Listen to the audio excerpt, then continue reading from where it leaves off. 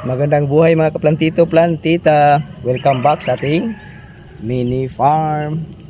So this time, update ko kayo dito sa ating Florida Mingo.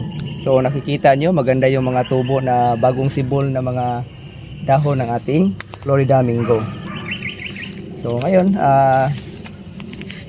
check tayo sa mga ginawa nating experiment doon sa ibang variety ng mangga. Tulad ng yung Bisaya na Mingo at saka yung Carabao Mingo. So ang nangyari ay failure tayo. Ito yung naging resulta. So failure yung ating pag-grafting.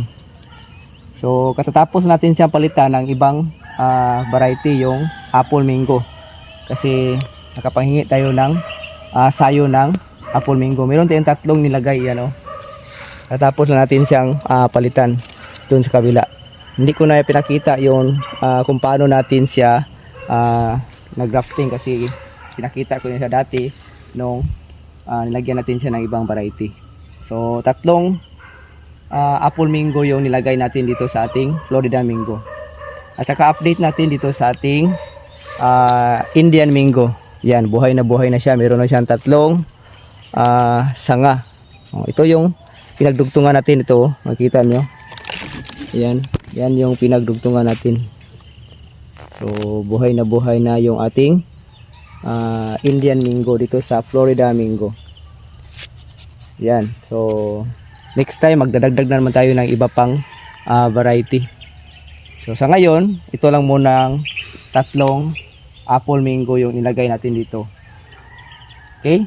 So next time update ko kayo kung nabubuhay ba to o naging successful itong ating ginawang pag-grafting dito sa ating